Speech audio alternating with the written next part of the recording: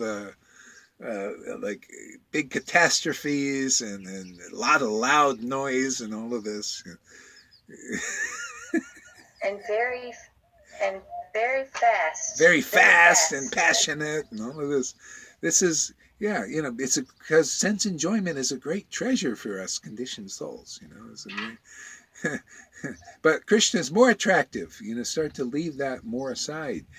And it starts with like fruitive activity. You want to, if you have fruitive propensity, you want to, well, let me use this for Krishna, purify it. Yeah. So in Vrindavan, he goes from door to door begging alms with all his disciples. He begs from the moving and inert inhabitants, the citizens, the trees, and the creepers. In this way, he lives on fruits, roots, and leaves. So this is a very deep level of attraction. It's just, that's the only desire of a devotee, and anything that gets in the way of it, they just kind of just naturally renounce it. So it's just kind of... The gopis of Rajabhumi always taste the nectar of Krishna's attributes. Beauty, his sweetness, his aroma, the sound of his flute, and the touch of his body. So as we're progressing in devotional service, that becomes the feature, that it's like you just want to taste this. You want to taste his name. You want to taste his qualities. This is where you find really happiness is. So what gets in the way? Well, the acharyas teach, mundane conversations, mundane people.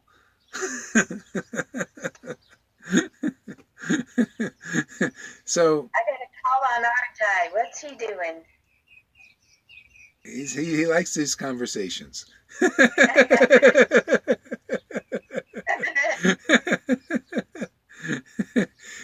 That's why he's living in his cloistered monastic cell over there, so he can be with Krishna constantly and think about him and chant his name.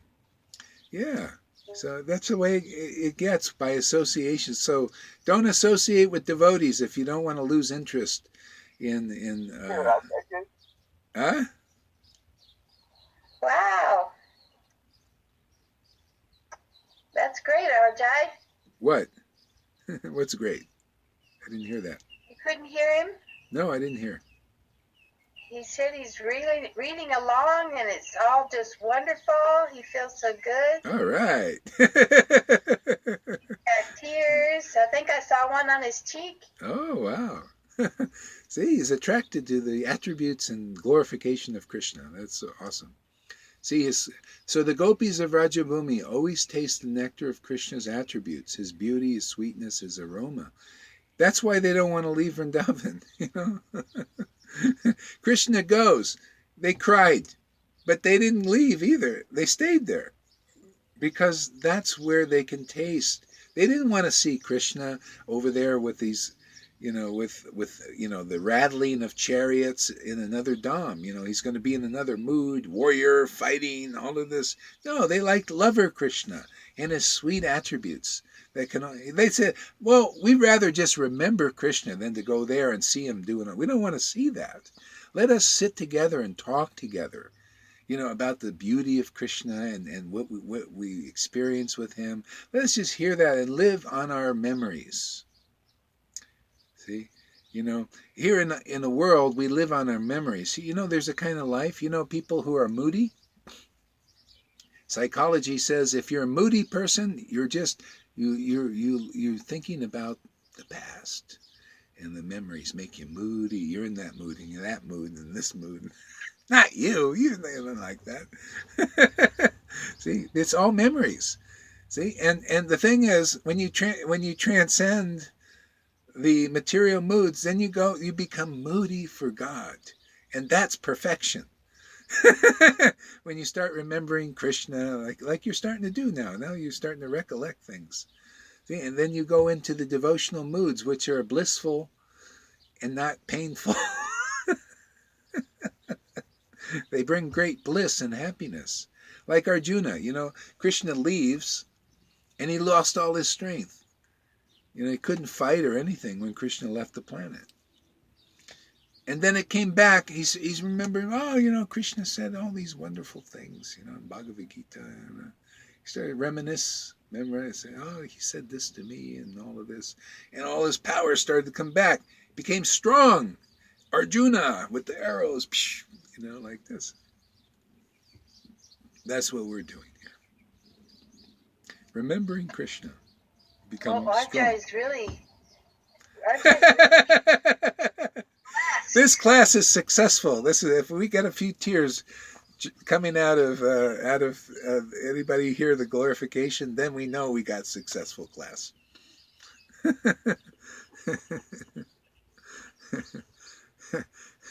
I tell you, this morning I was so dry, man. I was like, God, what is it? Is God is he gonna kill me? He just likes to kill me, man. Just like no. Nothing, and it's like it's the vibrations, Gaurahari. I'm telling you, when you read it, and I'm hearing it, and I'm reading it all at the same time. Wow! It's just like the rivers just start flowing. Wow! And I'm just wow. Well, yeah, that's we got to enter that river. Very important. Yes, may Lord Jagannath bestow that eagerness you have on me also. So yes, so the gopis. You get it all the time, Gaurahari. Not enough. You become very greedy, and you got to have it all the time, man. Otherwise, not happy. The gopis of Rajabhumi always taste the nectar of Krishna's attributes, his beauty, his sweetness, his aroma. So, since you gave me so much permission, Sachi, I'm going to give you permission too. If you want to just pack it up and go north, go ahead. Go ahead, pack it up, go.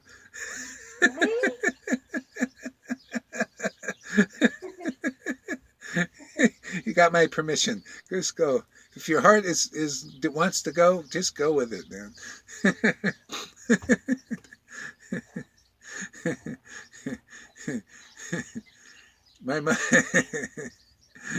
My mind's 5 disciples, the senses of perception, gather the remnants of that nectar from the gopis and bring them to the yogi of my mind. See? So this is so important. This a lot of people think, a lot of devotees think, that eating the remnants of the devotees is their food. So the actual food, they put in their mouth and they're chewing and all that. Yes, it is. But it's leading to another level of, you can eat that, but if you don't have taste for what the real food of the devotee is, the real, that's also real. Another level of that, more juicy level, is the actual experience of the bliss. I mean, some people eat the remnants of the food of a devotee and they go just blissed out. Okay, that's great. The remnants of the devotee leaves is basically when he's hearing and chanting, say he's glorifying the Lord, and reading the pastimes or giving a commentary or something. The remnants is that commentary. And that's Lord Caitanya saying, I just want to live on the remnants of these conversations of the gopis having with each other. See, in this way I can eat, I can taste something, because I can't get it directly.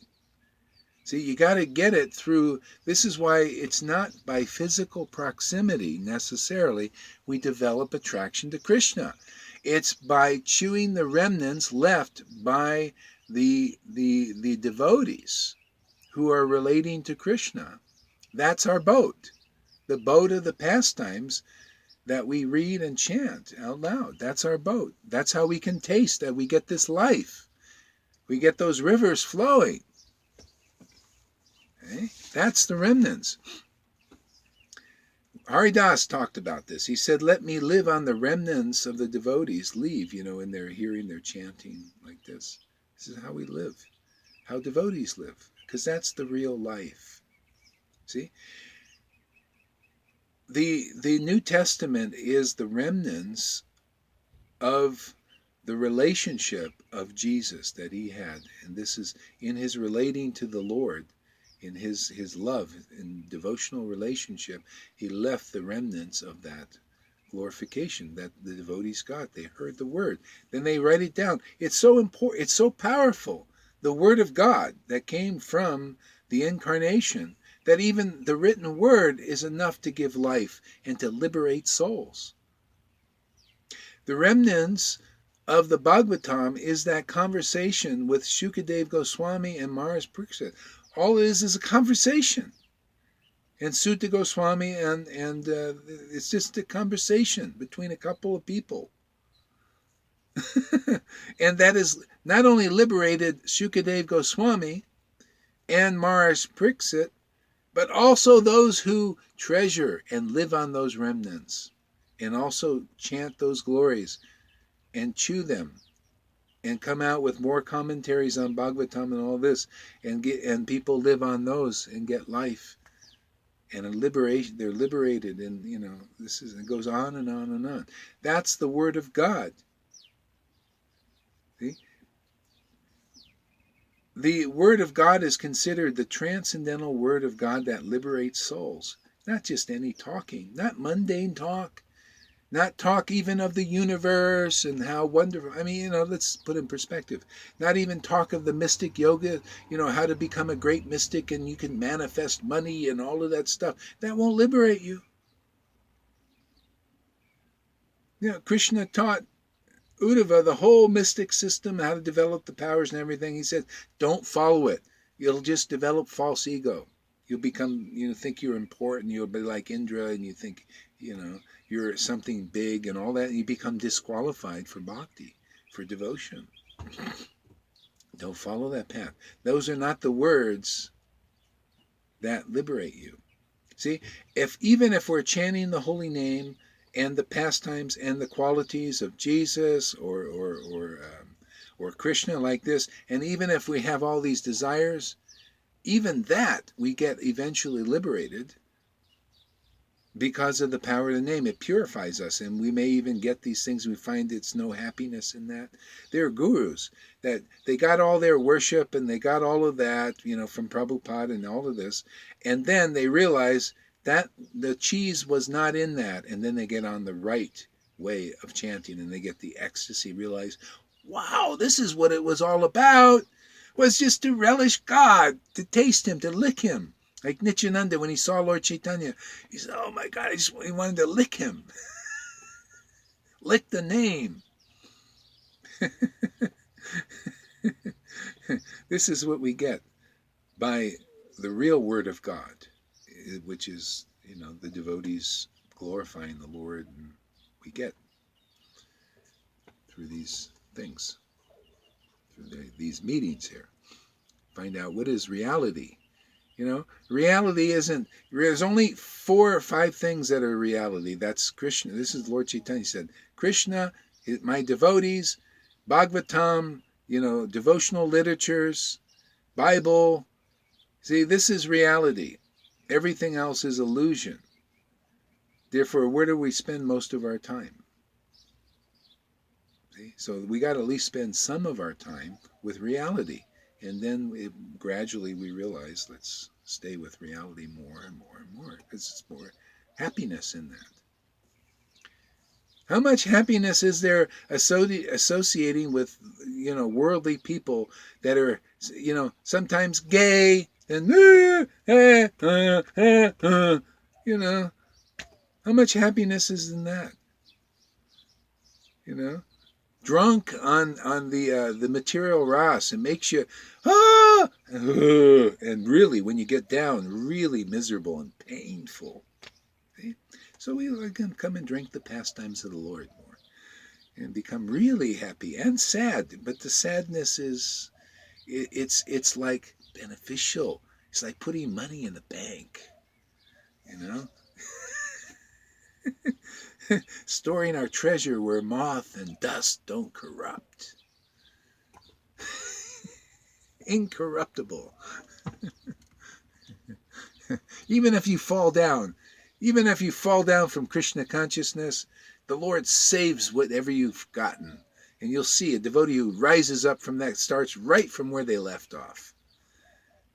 No loss, no diminution. And they're a little wiser for it.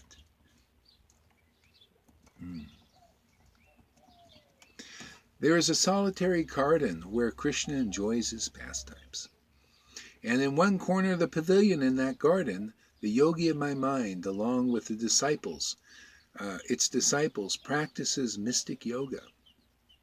Wanting to see Krishna directly, this yogi remains awake throughout the night, meditating on Krishna, who is the supersoul, uncontaminated by the three modes of material nature. See? Supersoul, uncontaminated by the three modes of material nature. See? That's the spiritual potency. See, that's why this is how we get uncontaminated, by meditating on whatever's to do with the supersoul, his name, the form, the pastimes, and all of this. No contamination. Therefore, we meditate and are absorbed enough in that, we become uncontaminated and free and saved, and salvation, and that and more, and then devotion awakens and all of that. Now, this is all the goodies, man. Okay. That's sadhu sangha. That's an oasis in this material world. There's so few people that understand this path. So few people understand the boat of the pastimes, of the name, the fame, the pastimes, and the qualities of the Lord. It's a boat, man, the best of boats. And the only qualification to enter that boat is appreciation and the willingness to hear. Hear about it. You're hearing, and then you're rowing across this insurpassable ocean. But there's so many people and according to the world, they're so popular, and they've got so much money, and so many nice attributes, and wear nice suits, and they're all this, but they're not even on this boat, man, and they're very slow going, man. It'd take them until they get on a boat like this. This is the narrow gate that Jesus was talking about, is just associating with those who are on the boat. And those who are on the boat, they're glorifying the Lord like anything. They're glorifying reality, reflecting that. It's how you stay in the boat. You keep looking at reality, looking at real life. Have that reflected to you. But so many people in the world, they got money, they got wealth, and people think they're great actors and actresses and everything, but they're not on this boat. You can have all of that, but if you're on this boat, then you're saved, man. You're really, you're crossing this insurmountable ocean of all kinds of bewilderments, all kinds of obstacles you cross by the association of devotees. Okay. When my mind lost the association of Krishna and could no longer see him, he became depressed and took up mystic yoga. In the void of separation from Krishna, see, the whole world looks void. See, in the void of separation from Krishna. See, now, the problem with this is such a wonderful path. If you can get this if you get it like a little attraction, it starts this thing of separation too, because it's like you lost this jewel, you think. It seems like it, but no, you didn't. This is the Lord taking actual personal control over your life, man. You've got now a relationship with the Most High. Really is the Most High, man.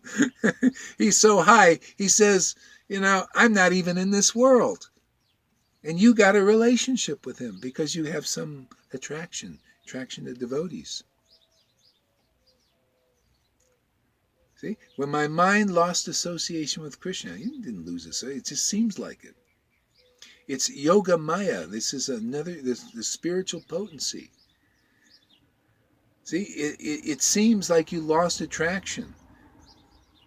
It's like in the world, you really do lose association with your money. You know, if somebody takes your money, it's gone, man. It takes a lot of work to get it back. See?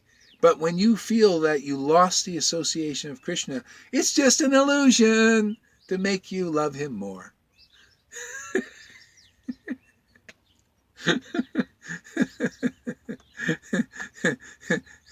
That rascal. Yeah.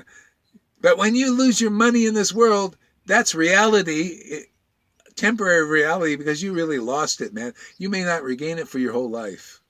That's why people are really like afraid of losing their stuff, man. They're so attached to the stuff, you know. Don't want to lose it, man, because that's your life. Life is in that. See, but that's illusion.